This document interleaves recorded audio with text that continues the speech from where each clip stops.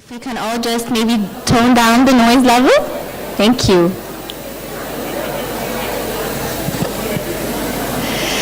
So, how was the conference until now? Heads up? Yeah? Thank you. So, I would like to introduce our second keynote of the conference, Dr. Wesley Fryer. Dr. Wesley is a teacher, author, speaker, and the director of technology for Cassidy School in Oklahoma City. He works with teachers, librarians, and administrators interested in effectively integrating technology into classrooms. Dr. Wes became a Google certified teacher in 2009 and was named an Apple Distinguished Educator in 2005. So let us all welcome Dr. Wesley. Dr. Wesley, do your thing. Thank you. Well, good afternoon. It is an honor to be here from Oklahoma. Has anyone been to Oklahoma in the middle of the United States? Most people know that about Oklahoma we have tornadoes, and we used to have Kevin Durant for the Thunder, the Oklahoma City Thunder basketball team. But my family is there, and I've lived in the Midwest all my life, and this is my first time to Egypt and first time to Africa, and so you have been wonderful and gracious hosts and hostesses, and excited to learn with you this week. Today we're going to talk about inspiring student creativity and curiosity. And I would invite you to either, if you have a QR code reader, you can scan this, or you can just jot down that link, because all of the resources for the sessions that I'm sharing this week are available here. And as I have been using technology and showing students and helping students as well as teachers to use technology, I have really liked using Google. Does anybody like to use Google tools here? So this is a slideshow that is on Google Slides, and so when you link to this, you can link to all of these resources. And please use this. If there's anything here that would inspire your students, that would inspire your teachers, please use this. I believe in sharing. I am a person who has benefited greatly from the generous sharing of others, and I love to share. So please share this with others as well. How many of you knew what you wanted to be when you grew up, when you were very young? You knew you wanted to be a teacher, perhaps. I wanted to be a fireman. And every time my family would travel to a new town or a new place, I would ask my parents if I could go to the fire station and I could find out about being a fireman. Well, it turns out I didn't really become a fireman, but I am a technology support person, and I help teachers put out fires all the time in their classroom when sometimes the technology doesn't work. Does that ever happen here in Egypt? So it's good to have people we can turn to help us put out fires. But I want to start today by thinking about this question, because a lot of times we will ask students to tell us, what do you want to be when you grow up? In fact, I have 3 children with my wife, and our middle child is 17 years old, okay? And she is very nervous and anxious right now about college and what she's going to do, because she feels like she must know what she's going to do. She said to me this week, "Dad, can I just go to college and find out what I want to do?" And I said, yes, you can. And the reason I start with this question is because I think we want students to be curious, and I think we want to ask some different questions. And so I'm going to weave in a little talking in this session about some change and some things that we have happening. One of the things I have done as a teacher is I've used curiosity links, and I know you can't read all of those links, but I have a website with all of the STEM lessons that I taught for the past 2 years when I was a STEM teacher. And so this is a little video to get us thinking a little bit, and to start us thinking about not just what we're going to be or what our kids are going to be, but what problems they're going to solve and how they're going to be equipped for that. So how many of you know the name of the leader of Google now? Sundar Pichai. All right? And he gave a presentation back in May at a big event in San Francisco called Google I/O, and it was actually in Mountain View. And he said something that was pretty dramatic. And so I'd like to play just about 2 minutes of what he said about what Google is thinking about the future and about everything that they do and they create now.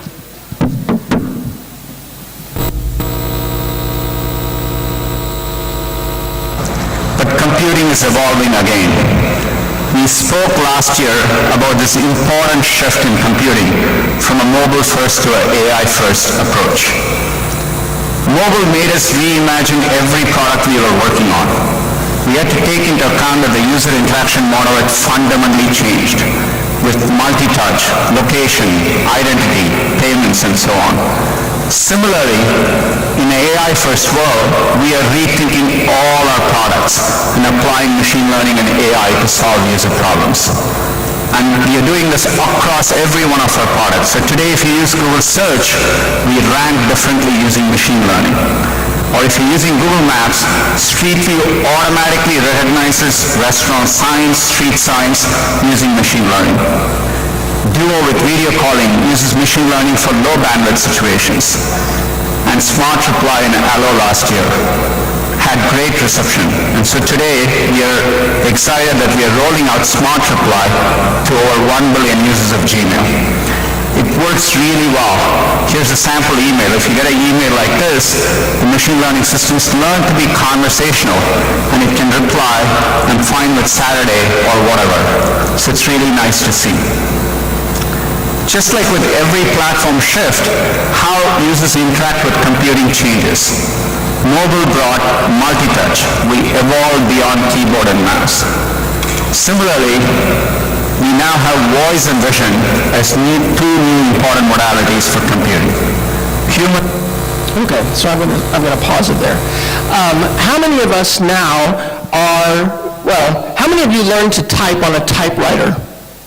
Typewriters? Yes, I learned to type on a typewriter, okay? So now, with your smartphone, how many of us have a smartphone? Raise your hand, you have a smartphone. Okay, look at that, lots and lots of smartphones. How many of us are speaking to our smartphones? Are you doing that much? Okay, I used to have an iPhone. In fact, I had it forever until this trip. I got an Android phone for this trip. And so talking to Siri, talking to the phone. One of the things that Pichai is saying in this speech, and I'm trying to get my head around this, is that we are now in a world moving faster and faster where artificial intelligence is becoming accessible to us, but we're only in the very beginning days of this. And so here's the big thing that I think we can shift. Instead of asking kids, what do you want to be when you grow up? Let's ask them, what problem do you want to solve? Because the world is filled with problems, right? It's filled with challenges. It's also filled with wonderful approaches to those problems and those challenges. And that's why we're here at this conference, to share those ideas. But the world is full of change. And most of the kids in our schools today, the studies say, may not have one job. My father, 2 jobs. He was in the Air Force for 20 years. He was a banker for 20 years. He did 2 things. I think I've had 7 different jobs, and a lot has been in teaching and education. But I like this idea of what kinds of problems do you want to solve. I want to talk today about how we can make school, those 3 things in red, more engaging, positively memorable, and transformatively empowering. And I teach and work at a school that has been very successful in the United States a long time, in Oklahoma a long time. We have very little history in the United States. Do you know this? I think you probably do. I'm aware of this being here in Egypt. And so my school has been around for a while, but we've been very successful in a traditional way of instructing students. A lot of delivery of information and asking those students to share back with us and work individually. So it's a real challenge when we think about collaboration and some of the things Hamish was talking about today. How do we shift people's minds in thinking about what that educational experience should look like? And so my main thesis and idea today is that we can inspire students to be more creative and to encourage their curiosity in the ways that we use media, but not just what they show them, right? Because right now in this session, I'm showing you stuff. But when we let our students create, these are two of my fourth graders. After I finished my PhD, I went back in the classroom and taught STEM, science, technology, engineering, and math for 2 years at one of our local elementary schools. And so these kids are doing the weather, right? They're showing you the weather for Oklahoma, which, at that time, it looks like it was, well, we'd have to convert Fahrenheit centigrade, but they're using a green screen and they're creating some media. A question I want you to think about today is, what is in your toolkit for digital media? Again, how many of us have a smartphone?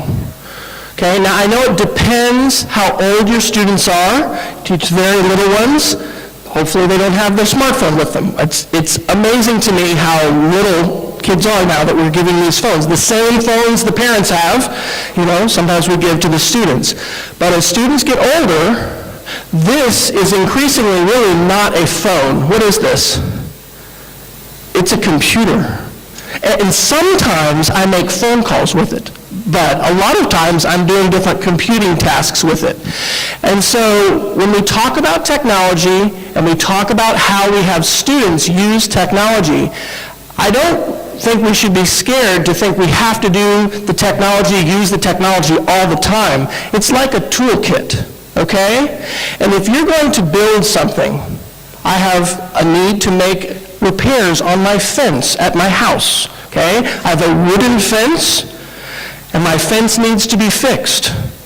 Now, I could just use my hammer and my nails, but I could also use a nail gun.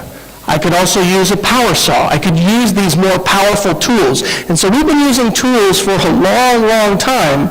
And as we talk about these tools, they're not all going to be appropriate at the same time. But I think as teachers, we need to get a better toolkit.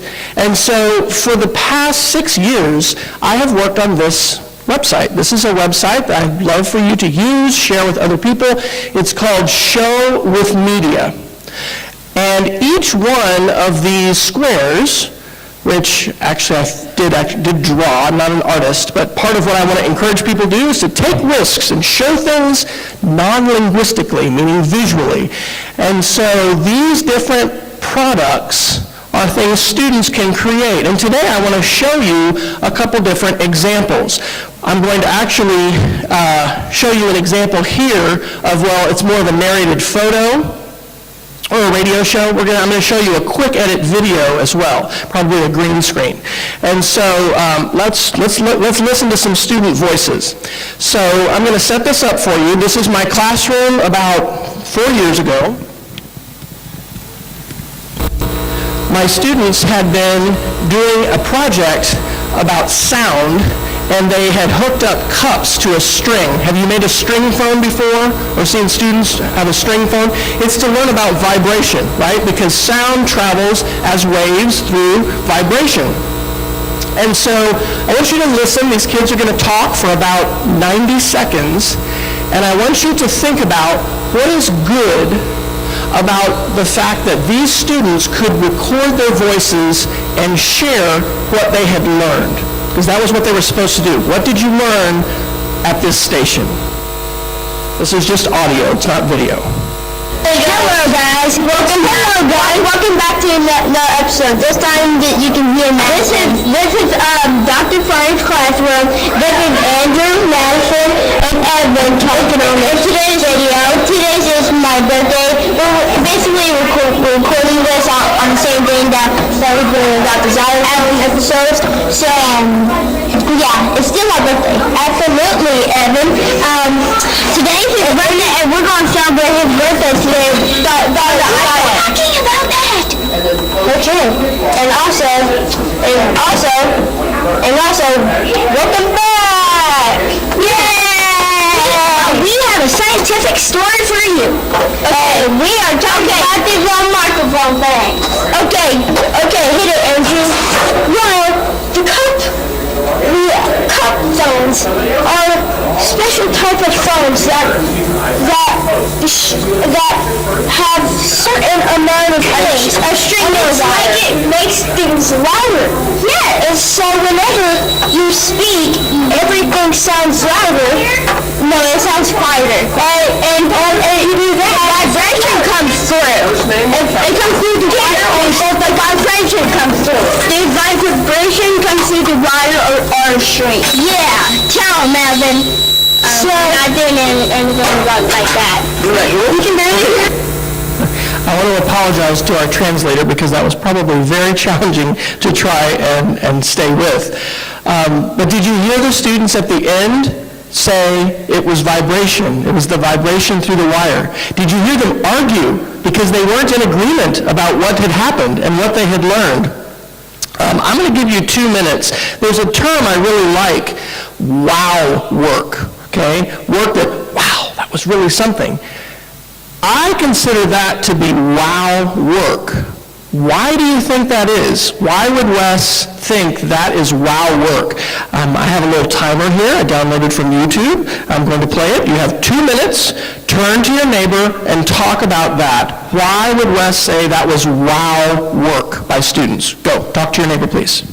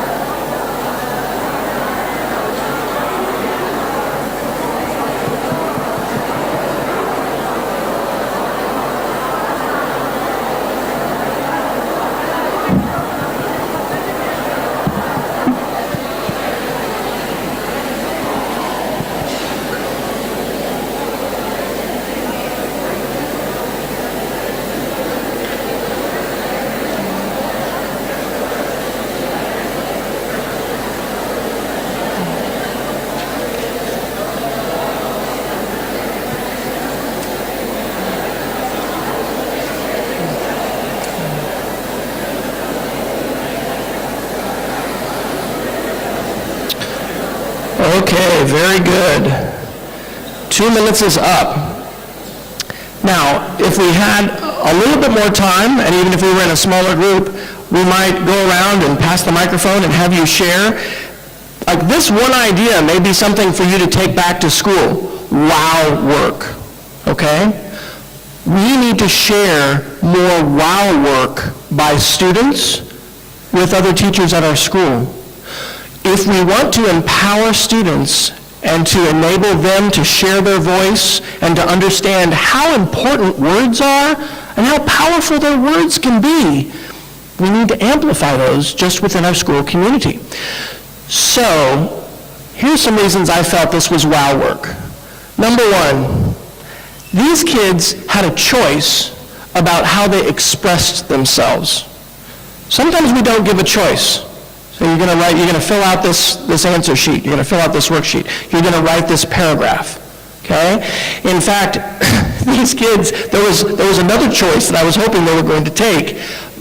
I know these kids, right? I taught them. I guarantee you if I had given them a pencil or a pen and a piece of paper, and I had said, here, you have 5 minutes, 3 minutes, write down everything you learned, I wouldn't have been able to get that kind of window into what they could hear. How many wear glasses? Do you wear glasses? I have to get bifocals this year, okay? I feel very old. I'm going to get bifocals. I can look at the world and see it more clearly when I have my glasses on. When those students recorded their voice and they shared what they had learned, I could see more clearly into their minds, into their thinking. And this is one of the things that media can help us do. A wider window, okay? We don't have any windows here, right? In the airport yesterday in Paris, I've never been to Paris. I was in Paris, France yesterday. There were beautiful, huge windows that looked out on the airstrip, and it was just amazing. I think we want in our classrooms to have windows into students' minds, and media can in many cases provide a better window. Now, do you know what KISS means in English? Keep it simple, silly. Well, sometimes people say another word, stupid. I'm not saying you're stupid. We're not stupid. You know what, this isn't for, but keep it simple, okay? Sometimes when people get their phones out with students, the first thing they start to do is to shoot video, okay? Is it hard or easy to shoot a great movie? Is that easy to do? Have you ever seen the Blair Witch Project? Don't see this film. It was a film in the United States that some kids just produced in their backyard, okay? They didn't really plan much. It's pretty hard to create a great movie, okay? You change the shots, you change the perspective, you're very intentional about what you're going to do. When I say keep it simple, how about audio, right? Can a smartphone that someone has, that you have, record audio? Can you put that audio with a picture? It doesn't have to be super complicated, okay? And then here's the last point. Let's ask students good questions and then give them some time, right? Give them time to explore, to discover, and to collaborate. The last thing, did you notice where the really good part was? Was it at the beginning? What were they talking about at the beginning? It was somebody's what? Somebody's birthday, and we're going to celebrate the birthday. There was this long introduction, right? They were introducing, they were getting started. I've noticed when I record with kids and they record things, number one, it's good to have a limit of how long they're going to record, okay?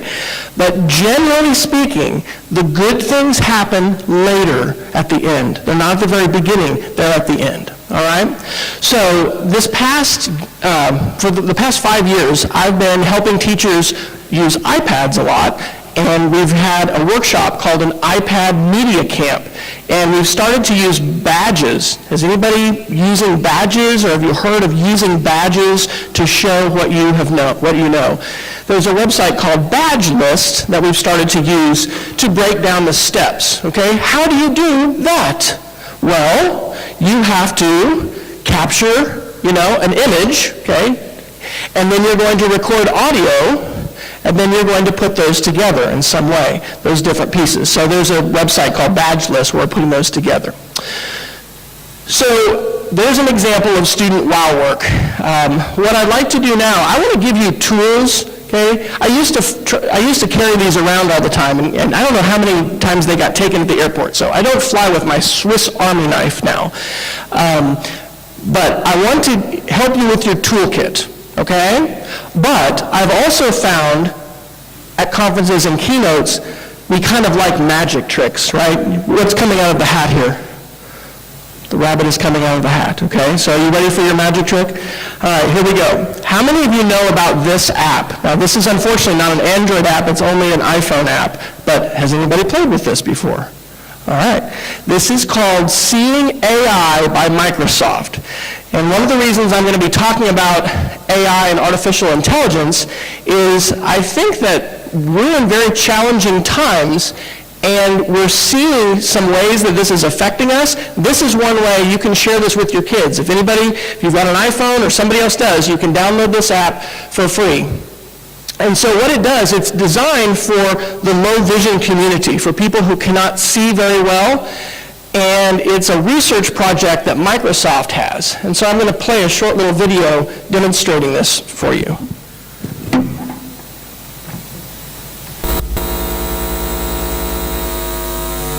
Seeing AI is a Microsoft research project for people with visual impairments. The app narrates the world around you by turning the visual world into an audible experience.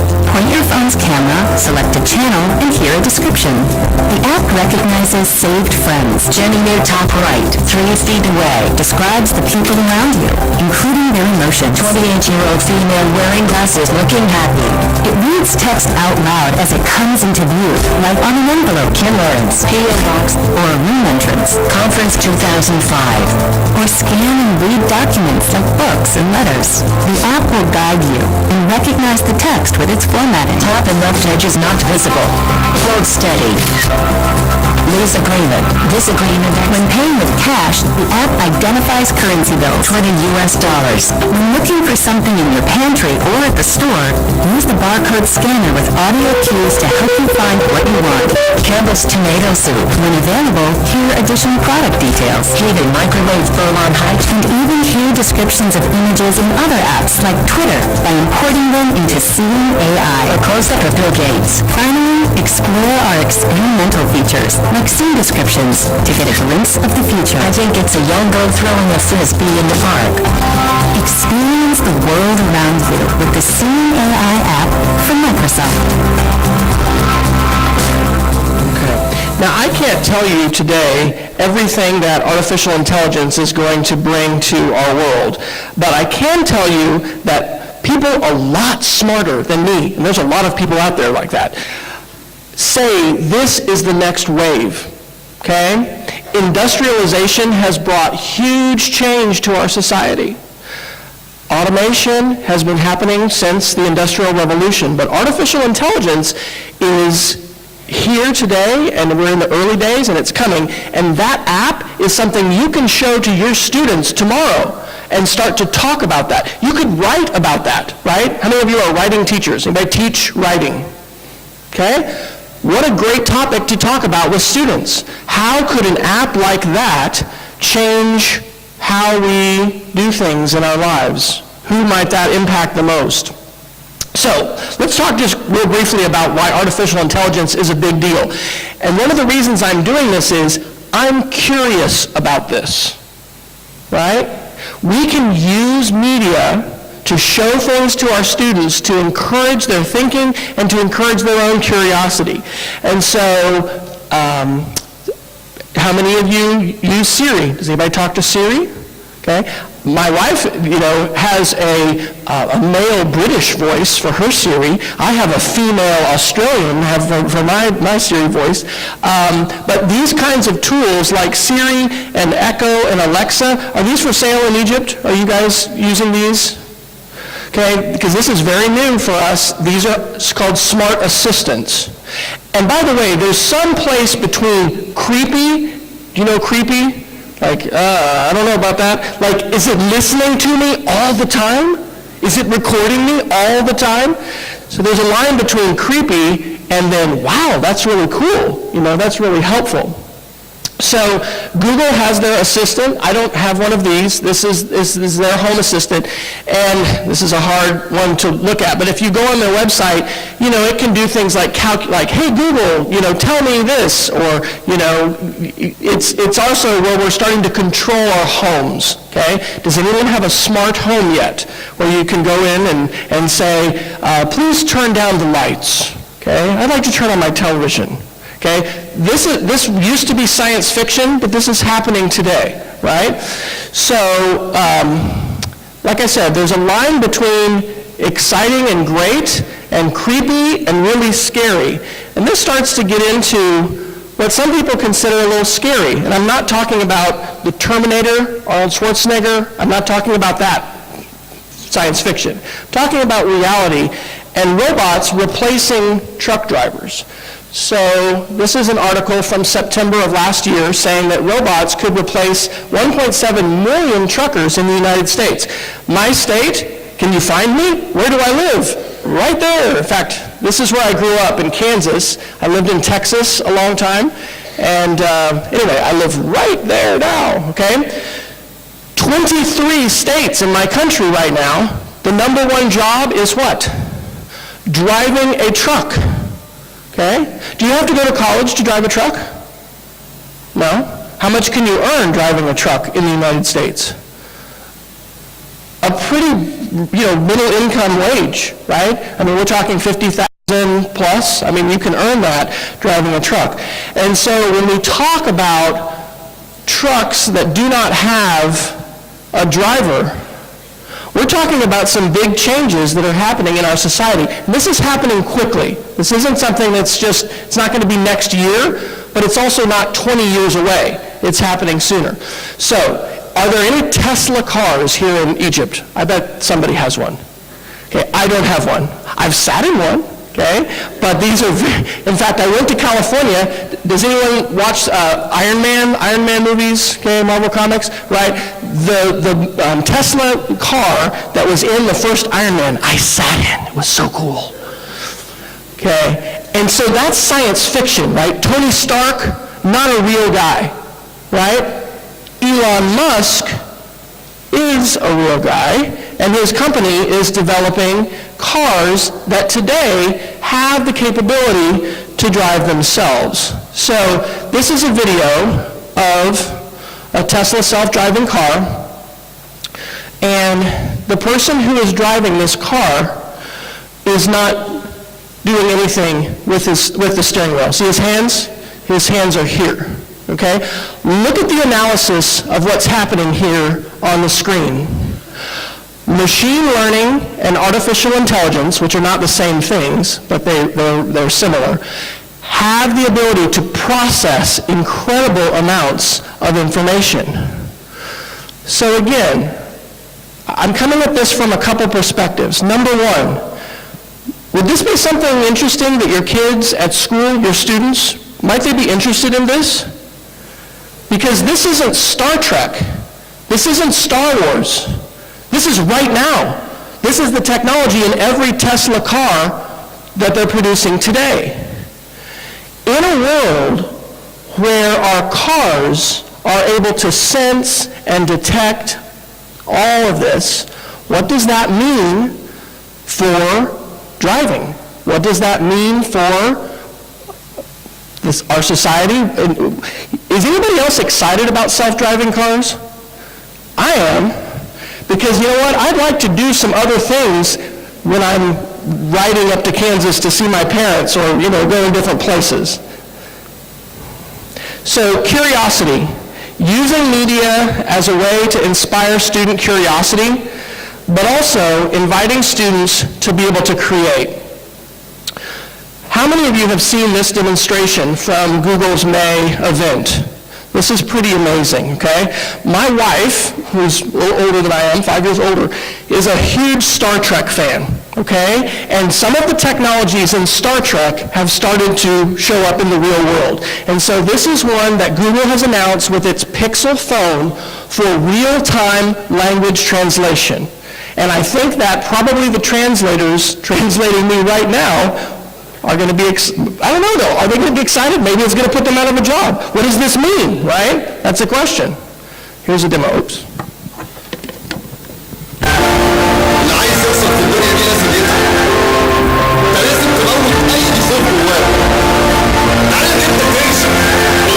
Pixel buds work great with Pixel. They even give you access to a new real-time translation experience. It's an incredible application of Google Translate powered by machine learning that's like having a personal translator by your side. To show you how easy this experience is, I'd like to invite Isabel back on stage for a conversation in her native language, Swedish. So, Isabel is going to speak Swedish into her Pixel buds, and I'll hear the English translation out of Pixel 2's front speakers. And then I'll respond in English, and she'll hear the Swedish translation in her Pixel buds. To illustrate this today, you'll hear both sides of the conversation. Okay. Hey Isabel, how's it going? Hej Isabel, hur är läget? Helt okej, tack. Absolutely okay, thank you. What do you think of these cool new headphones? Vad tycker du om de här coola nya hörlurarna? Mitt team designade dem, så jag tycker de är ganska coola.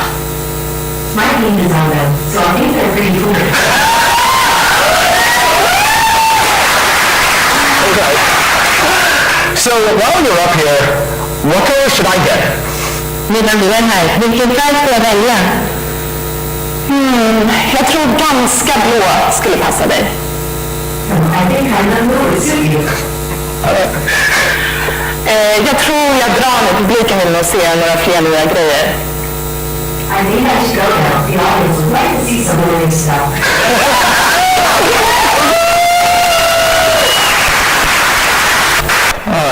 So if we're to think about, here's a shameless plug, every Wednesday night in North America, my friend Jason and I have a show on YouTube Live where we talk about these kinds of things. This is our podcast called the EdTech Situation Room. And one of the things we've been talking about on that show, and part of the reason I'm talking about this right now, is we've been talking about this. What does this mean for teaching and learning? Is there an implication for it? I think that there is, and sometimes people will recognize, okay, technology world, kids have to be using technology. But it's not just about using the technology. It's about creating the technology, understanding how the technology works, and as a citizen, being assertive over that. And I'm not going to get very political here with my country, but we had some very dramatic things happen in our most recent election with Russia and the ways in which our election was hacked. That's what our intelligence communities say. Facebook was huge for my country politically. And I only know a little bit about Egypt, but a little bit that I know, social media, Facebook, it's been a big thing in your country, in every country, right? We should not just sit back and let people in California, love people in California, nothing against California, but seriously, the people who are coding and writing that, they're dramatically shaping our lives today, the tools and the algorithms that they create. And so when we see this stuff happening, we're not just passengers on the train. We're not just riding the bus. We have a chance to drive the bus, to inspire our students to drive the bus. Where do we want to go? Where do we want this technology to take us? And I firmly believe that part of this is having students create media. So students need to create and share, not just listen, not just watch and consume and regurgitate. It's not a very nice word, but sometimes that's what education feels like, right? I'm going to give you information. You're going to give it right back to me, okay? We've got to be doing more than that. We need to emphasize things like creativity, right? Who's going to invent the fix for the election in my country, right? Who's going to prevent the election machines in states all over the United States, and probably here in Egypt, from being hacked by somebody who wants to affect the election? It's going to be your students. Maybe it's going to be you. Maybe it's going to be your brother. Maybe it's going to be your neighbor. I don't know. But we as educators have a huge responsibility in our society to inspire students to meet these challenges. How important are communication skills? Huge, right? And media and technology let us practice our communication skills and get more feedback than perhaps we've ever had before. Problem solving, collaboration, and what we heard from Hamish this morning, design thinking, all of these need to be emphasized in this rapidly changing, if you believe Google, AI-centric world. So let's take a look at a couple more examples in the last 10 minutes that we have here. I want to show you one from my wife's classroom last week, okay? My wife teaches 3rd grade, so these are kids that are like 8 years old. Anybody teach 8-year-olds? Okay? So we're going to see one of these, okay? This is a quick edit video.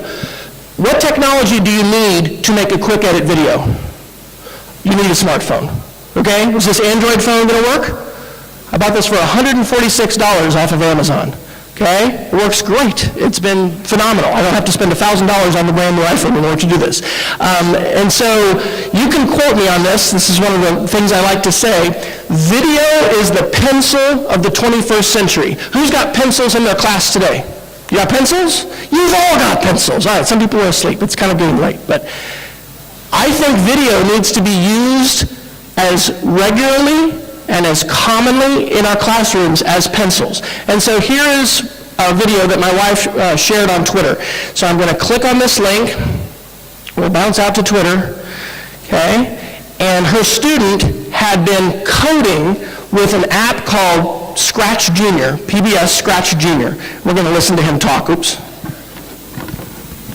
Project you'd like to share with us. Tell us a little about your project first. Okay, I made this project on Scratch Junior coding, and it's a project based off of my favorite show, Pokemon. I made it like a Pokemon battle, and I'm going to set it real quick, and I'll show you it. The way it works is you tap on this Pikmin called Squirtle 2 times, he runs into Pikachu, disappears, and then this Ultra Ball runs and touches Pikachu. When it touches Pikachu, it goes to this screen where it says that you caught Pikachu, and you tap on this line, sometimes it takes a minute, and it shows you some of the Pokemon you have. And you tap on this one, it says his name right here. This one says Pikachu, this one says Charmander, and this one says Squirtle. Thank you for listening about my project. Okay, Alexander, can you tell us about the code? I'm going to pause there. And do you know why I just took a video of that? Because I'm going to go back on Monday, and I'm going to show him and the other people in their class how they just taught a bunch of teachers in Egypt about how he was coding and what he was doing with his project, all right? That is a quick edit video. Did you notice how my wife asked him to explain his thinking? To explain his thinking. There's a big college word for that. It's called metacognition. Have you heard of this before? Metacognition. Thinking about thinking. We need to take the time with our students to have them explain their thinking. And guess what? If you use media for students to explain their thinking, many times they can do it much more freely, much more quickly. Writing is still important. Okay, we still need kids to be able to write. My daughter just got her ACT score back. It's what you have to get into college in the United States, right? And you guys have to take an ACT, you have different tests probably, right? College admission, or maybe not, going to the States. Anyway, tests are a big deal, right? I know tests are a big deal here in Egypt, and I know they're a big deal in the United States. And I'm not saying that we skip writing. But when we want students to be explaining themselves and we want them to be telling and sharing what they know, media can be a very powerful tool. So if we have a little more time, we might discuss why that was wow work. Is anyone using this tool today, Seesaw? Look at that, yes, Egyptian. I'd love to talk to you guys later, actually, you all, because this has been in my wife's classroom for the last 4 years and at our school for the last 2 years, the most important technology tool we've used. Why? Because it's a digital portfolio. It's a way for students to have a digital record of what they have learned and to share with parents. Right? How many of you are parents? You have children. Okay? I was supposed to be at a parent-teacher conference yesterday. We're going to have to do it next week. What do I want to hear from my daughter's teacher? I want to hear about the work she's done. I want to hear about what she's learned. If she's having trouble, I want to know about that too. But being able to see things like that, it's incredibly powerful. So again, resources, how do you make a quick edit video? What are the steps? Okay, planning, having a prompt, recording the video, and then having a place to share. You could share it to Seesaw, you could share it on YouTube, you could share it on Twitter, you can share it a lot of different places. Okay? How much time do we have? Got about 4 minutes. Okay, I'm going to show you one more student project and then wrap up. How many of you have made, or your students have made, a green screen video? Green screen, you know what I'm talking about? It's like magical. The screen in the background is green, but in the real video it changes. This project that I'm about to show you is my favorite green screen example. And I'll try not to be emotional as I tell you about it, but for the last 3 years, my wife taught at a school for homeless kids, all right? So these are kids that do not have a house, okay? They live in shelters. A few of them live on the street, but most of them have gotten into shelters. That's what her school does. It helps families and helps kids. So these kids wrote their own I Have a Dream speech, okay? Do the words of Dr. King resonate here in Egypt? I'm going to stop talking and just play this. So here's the kids, and the reason this is a green screen is they didn't really go to Washington, D.C. They weren't really in front of the Lincoln Memorial. They were in front of a chalkboard in my wife's classroom, but they were able to use that as a background to tell about their dreams. So we'll listen to just about a minute of this.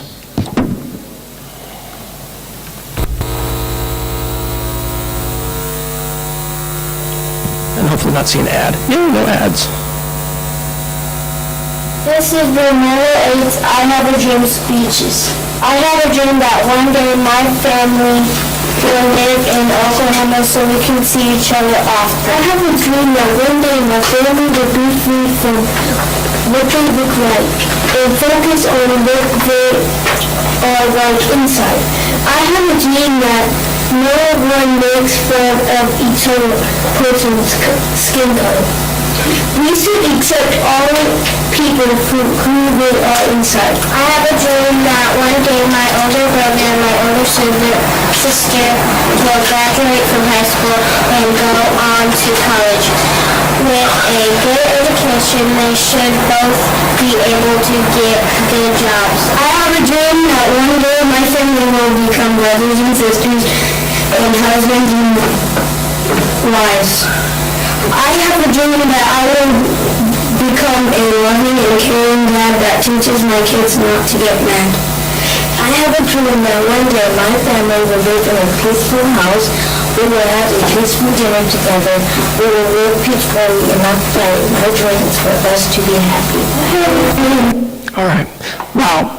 Powerful, powerful stuff these kids had said. That's wow work, right? And the fact that they used media, I mean, it's crazy that you just got to see this and we're in Cairo, Egypt. I mean, it may not be crazy to you that we're in Cairo, Egypt, but it is to me in Oklahoma, right? This globally connected world we live in gives us incredible opportunities, not just to learn and to watch, but to share our voice, and for our kids to have an audience. So, I'm going to skip over this. If you want to come learn about InfoPix, you can come to my session about that. I'm going to just skip through this to the end. Those are all InfoPix. Closing slides. How are we challenging students to prepare for our future? See, it's not just their future, it's our future, right? Who's going to take care of you and me in our old age, right? Hopefully it's the young, right? We have such an opportunity as well as responsibility as educators. And so while we could ask them, what do you want to be when you grow up? Let's ask them what problems they want to solve. And if you're going to solve that problem, what do you need to do? Who do you need to talk to? Where do you need to go in order to get the resources and whatever is needed to solve that problem? Invite your students to create, to design, to share, to ask, to demonstrate, to document, to teach, to show, to explain, to collaborate, and to risk.